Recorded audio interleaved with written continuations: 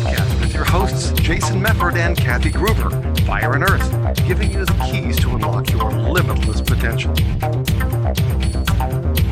Welcome to another edition of the Fire and Earth podcast. I'm your co-host, Jason Mefford. And I am Kathy Gruber, and we are so excited to bring this topic to you today. This is something we both have been using not only in our own lives, but we teach other people, and it is being negative.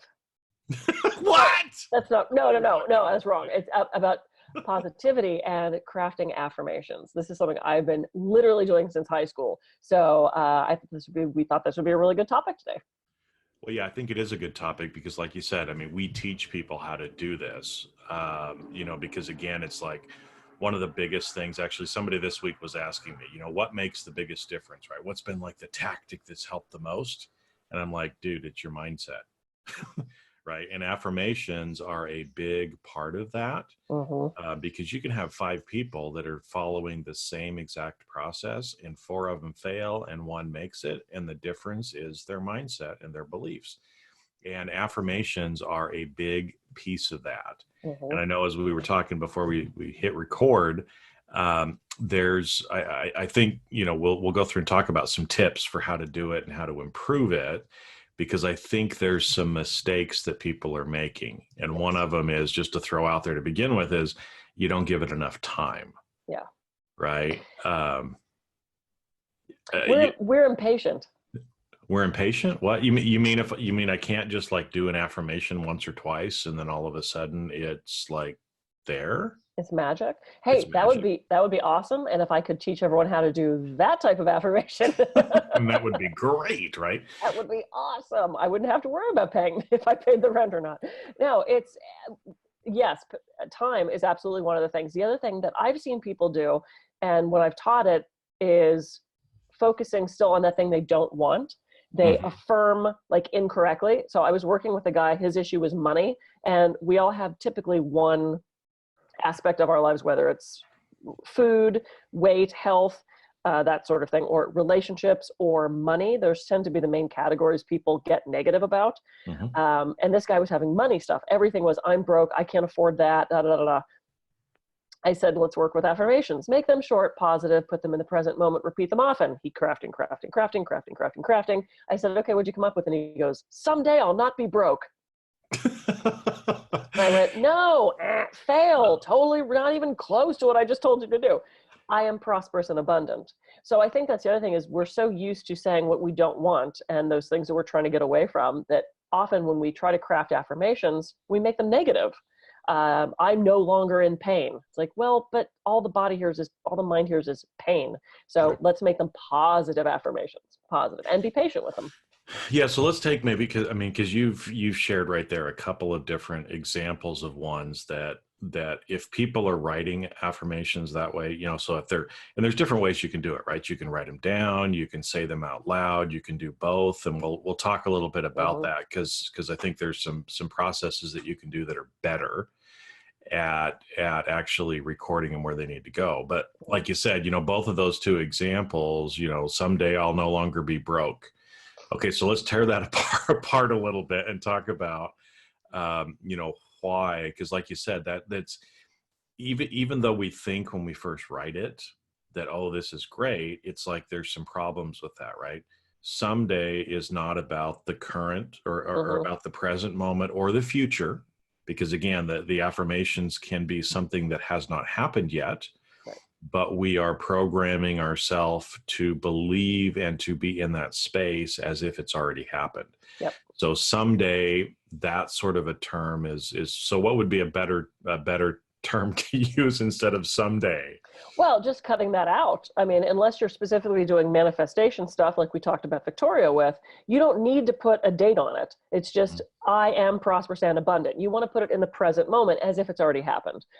So to say someday, first of all, if you are trying to do crafting and manifestation, that is way too vague. If you want to put a thing on, then put some numbers on it. By July 3rd, I have $5 million. Oh, that's a good one. I'm gonna write that down. You write that down? Note that. So if you're going to put a time on it, make it specific. But to me, the way I've always been taught is you just make them present. I am prosperous and abundant. I have enough money. I, can do that sort of thing.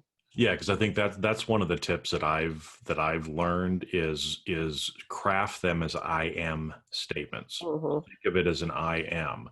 And so again, the thing could be in the future, right? But you are again telling yourself I am, either in this present moment or in a future state, whether or not there's a time associated with it or not, but I am. And so, for my belief statements, and we'll talk about kind of later some of the differences between belief versus manifestation type statements. But for me, they all should start with I am. Yep. And that's an easy format. And then make sure that I like to use ing verbs, so acting verbs, right? So, whatever you're putting in there, you want to make sure and craft it in such a way that you're using an ing word because it's active, right. and it makes your body think about you actually doing something, right? Now, the other thing was, he said, one of them was about pain. Pain was put in there, and the other one, the word broke. Yeah. Okay. So what's wrong with words like that? Well, that's something we don't want. We don't want to be broke. So him saying, I no longer want to be broke. Well, sure, you can say that. But if you're crafting it as an affirmation, you want to bring the positive thing in, because our brain doesn't respond to not or no longer. It just hears the word broke. So if you're constantly focusing on broke or lack or pain or loneliness, that's I'm no longer lonely. Well, but then all the brain hears is lonely, and it's going to bring you more of that. So that thing you focus on, that's what you're going to get more of. So focus on that positive thing you want. Yeah, because that goes back again to law of attraction kind of stuff, right? Yep. And so instead of using words like broke or debt or other things like that, because another one that I've heard a lot of people say is, I will be out of debt. Oof. Again, debt is a word like broke or other things like that, where it's the negative. It's what we don't want. So get those negative don't want words out of there. Because like you said, words like not or don't, our brain just skips over those and we focus on that other word instead. So so saying something like, I am prosperous and abundant, or abundance is flowing to me. Things like that you hear are much better because they're a positive word about a future state, and you get those negative things out. So that's probably the first thing, right? Is kind of, figure out, make sure that you're crafting those things in such a way that actually what it is. Because here's like an embarrassing example for me, right? Okay. There we go.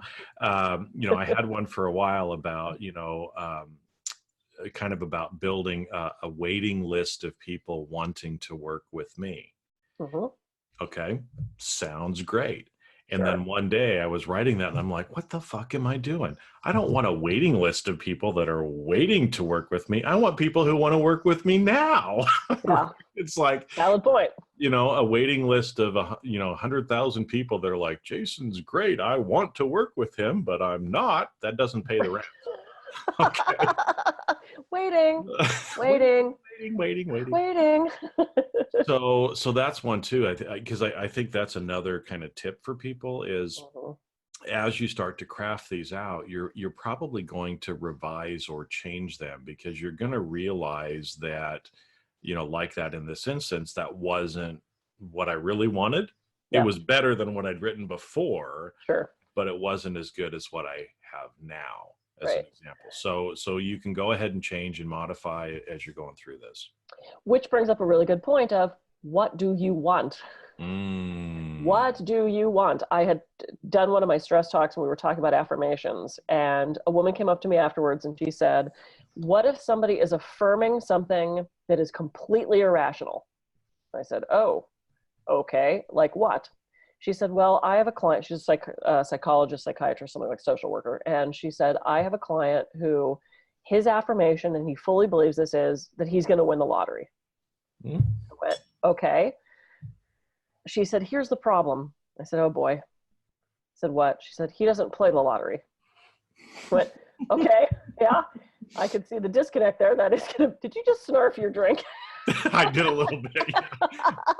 No, because when you said that, it reminded me of a story. I think it was in Jack Canfield's Success Principles book. He shared that story. There was a story about that where it's like, this guy, every day or every week he'd go into church and he'd pray, God, please help me win the lottery, right? And each week it was like a more pleading kind of thing, like, come on, God, I'm here, I'm pleading with you. I've been a good guy. Help me win the lottery. And then finally the heavens open and God goes, well, son, play the lottery. Right, go buy a damn ticket if you're going to do it. Right. So, but that's also a good thing. You can't just affirm and manifest. You have to actually do work. If you want these thousands of clients working with you, you actually have to work with them. You have to put it out in advertisement. You have to have a Facebook page. You have to do the work too.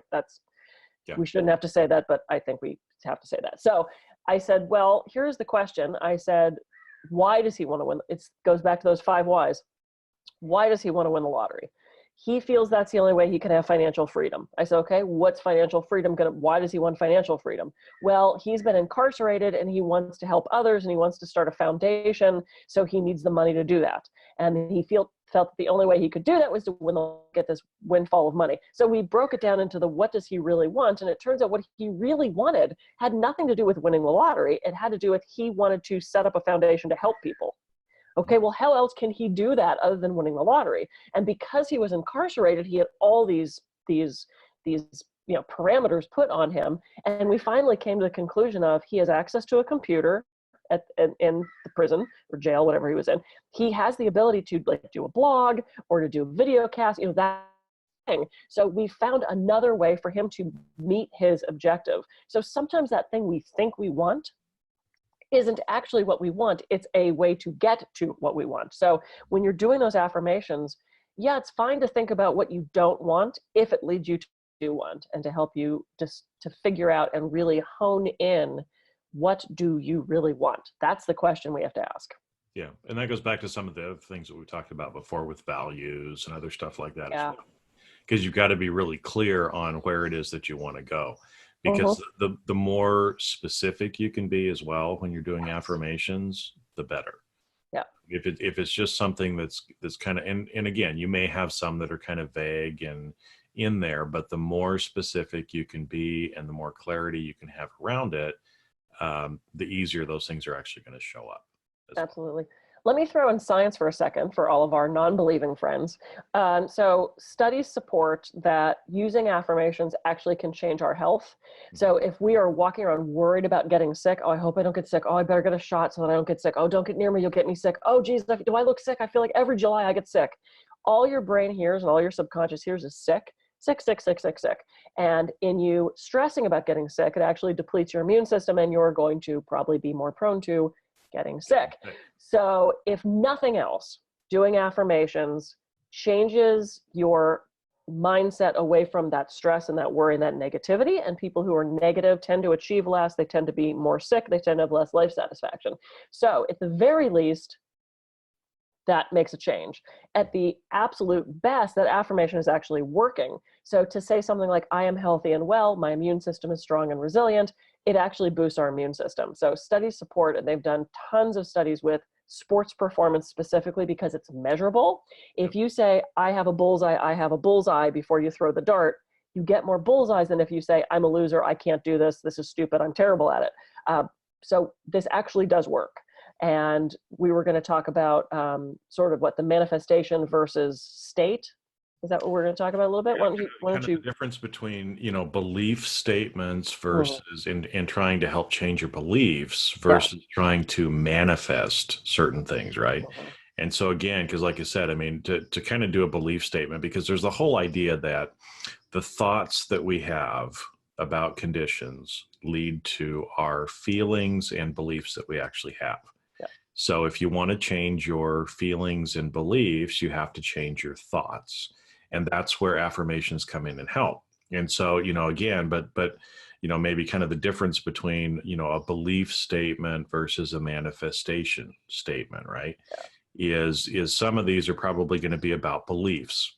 We all have limiting beliefs. We all want to change how we feel. We want to change how we believe. And so those statements would actually be written and said in a way that is actually changing the way that we're thinking, right? Yep. And so you bring up the sick thing, right? And again, it's like, I mean, I've seen this in my own personal life. All the people who say, I can't get sick, I can't get sick, I can't get sick, they're the ones that get sick, right? Right. And what have I told myself my whole life? I never get sick, right? I'm always healthy. I don't get sick. And again, it's kind of like where you focus is where your energy actually goes, because I believe that I don't get sick. Me neither. Right. I'm yes, I'm a little overweight. I've got, some other things going on, but relatively I am healthy, and I don't contract, the flu and the cold and everything that everybody gets, because my body just doesn't accept that. Yep. Because I've spent years kind of training myself that that's not me. Everybody else gets sick, but I don't. Right. The same exact way. People have made fun of me for that. I was at a family event and they're like, oh, dear, don't hug me, I'll get you sick. And I looked at her, I said, no, I don't get sick. Yeah. And the entire family was kind of like, and then the next time I saw them, there was somebody who else was sick, and I went to hug them. Oh, no, you'll get sick. And I went, we covered this. And she goes, oh, that's right, you don't get sick. And she said it in this like snotty, like way. And I said, yeah, don't you wish you didn't get sick? And she kind of went, yeah. Like, well, start doing affirmations on it. I can teach you that, but you guys think I'm crazy. So yeah, it was really funny. But yeah, so it's like, I am fabulous, I am beautiful, I am healthy. Those are those belief statements that we're talking about. But what if you don't believe it? Ooh, so this is where, because I know you help a lot of your clients with this, and you talk about this a lot. What if we don't believe it, and so we feel like, almost like a fraud, or that we're like, trying to force something that's never going to happen? What are some ways that we can actually do better about that? Fake it till you make it. Oh, really? I've never heard that before. No, I know. Yeah, I just made that up. You just made that up? I just made that up. Yeah, and this is where, the whole idea of fake it till you make it goes back to, I think, one of the things that we referenced at the beginning, that a lot of times people don't give this enough time. Right. They'll hear some podcast, they'll read some book, and they're like, yes, I'm going to do this. And they sit down and they write out these things, and they figure out what they're going to say, and they say it to themselves for like 3 days, right? Maybe a week. And then they're like, this isn't working. This is stupid. Stupid. It doesn't work. I'm not rich yet. And then they stop. Right.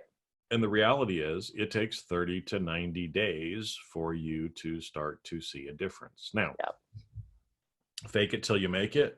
Again, if we're not talking about habits today, but it's the same thing. To break a habit or to start a new habit takes how long?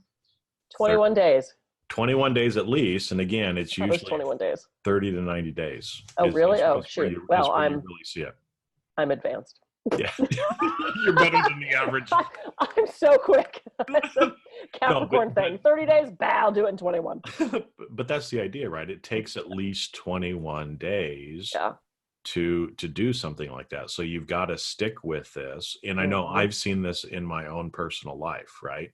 It usually takes me between 30 to 90 days for anything to really stick, and for me to recognize the change. Yes. And there's probably a couple of reasons for that. One is it actually takes us time to reprogram ourselves, because that's literally what we're doing. We're reprogramming our brain, just like if we were reprogramming a computer. So it takes time to do that. But the other thing is, because we see ourselves every day, we don't notice the incremental change. And so usually it takes, quite a while for us to actually recognize that change, even though we're making little changes every day. That's a great point. And so, as an example, I was, I remember this, I was living over in Germany for a couple of years, so I didn't see my family for a while. And I remember coming back home, and this one niece that I have, she was just like this little tiny kid, and she had like hit puberty and like shot up. Uh-huh. And I came back home and I remember seeing her and I'm like, holy crap, right? Yep.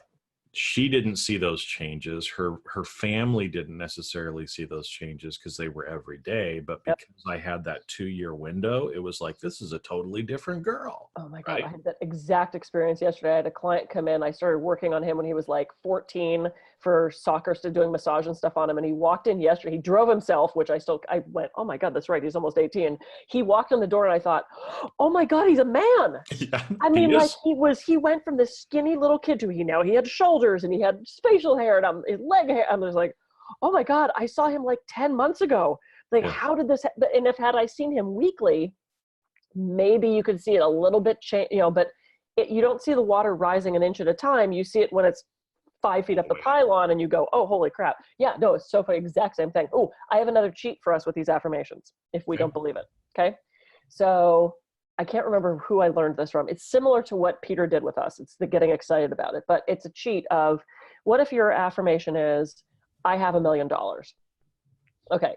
What if you don't believe you have $1 million? What if you don't believe you can have $1 million? Do it this way. I love money. I love having money.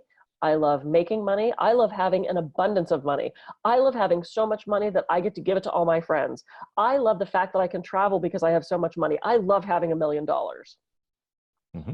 You cheat your way into it, and it's easier to say that when you can go through all those incremental steps. You go through those incremental steps first of, I love money. I love having money. I love having an abundance of money. I love having extra money. I love having $1 million. It kind of tricks your mind into going, I do love that. Yeah. So that's another cheat, is building up incrementally to that. Well, and I think that's good because, like when we talked to Peter before, because I remembered he was very animated in the Yeah. way he did it, just like how you were animated in, oh, I love money. I love giving money to my friends. I loved taking vacations, right? Mm-hmm. Excuse me. It's the same thing when you're doing your affirmations. And so this is an area probably to plug in kind of another tip here to help people as they're going through this. I've done a lot of research on how we actually learn in helping people, for example, study for certification exams, professional certification exams, or other things. And there's these two different processes in our brain, one called the orthographic and the other called the phonologic. And we won't get into all the boring details today about that. But when you combine those, because each of those follows a different pattern, and when you follow that pattern, it records it in different places in your brain. So I created a concept called multi-sensory learning, where you are trying to activate as many of your senses as possible. And when you do that combined with these loops, it's literally programming it in different parts of your brain. Nice. So instead of recording it one place, you might be recording it 5 different places. And what Peter did is exactly part of that. So the loop is, in multisensory learning, you see it, you say it, you hear it, and then you write it. Okay. And so here's what actually works very well is when you come up with those affirmation statements, longhand writing it out in cursive. The loopy stuff we're not taught anymore. The loopy stuff is the best way because it's a kinesthetic, it's motion, it's everything else. We're seeing it as we're writing it. And so here's kind of a tip to do, and this will help you get the benefits quicker. And again, program it in the other places. So you write them down. So you're seeing it. You say it to yourself out loud. When you say it to yourself out loud, you are hearing it. And then after you hear it, you write it out in long cursive. So you see it, say it, hear it, and write it. Yeah. The other thing is when you're writing it, you're seeing it again. And so you're effectively starting the loop over or closing the loop. And when you do it in an animated way, right, like Peter did, if you say, I love money, I love going on vacation with my friends and family, I love giving my family money. Yeah, you're falling asleep, right? Well, I don't even know that I could do that. I mean, like, how can you say those things without getting freaking excited about it? You gotta get excited. I love money, right? Get excited. So the more that you do that, and like I said, after we talked to Peter and some other things that had gone on in my mind, I thought, okay, I'm probably not as animated as I should be when I'm doing these. So I've tried to overact.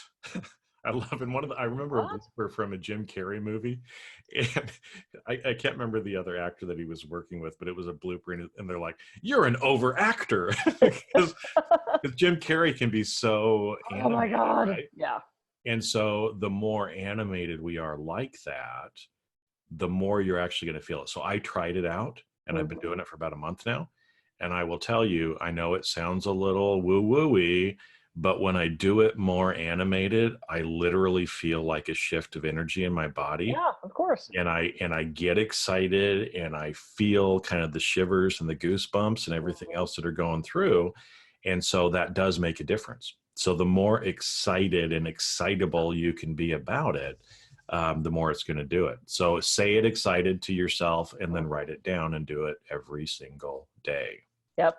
And another tip to throw in on that, and doing it multiple times a day is totally fine. It's not like you do it once a day and you're like, I took my vitamin, I'm done. If you do anything you do a half hour before you go to bed, goes straight into your subconscious. So writing cursive right before you go to bed is a prime way of getting things straight into your subconscious to make those changes. So if you do those in your journal, if you have your affirmation book or whatever it is, right before you go to bed, that's going to be a fabulous time to do your affirmations. Oh, I wanted to share a success story, but we're running out of time. Okay, I'll quickly share the success story. It's been a half hour already. What? Yeah, I know. Speaking of time shift. So I decided I wanted to make more money.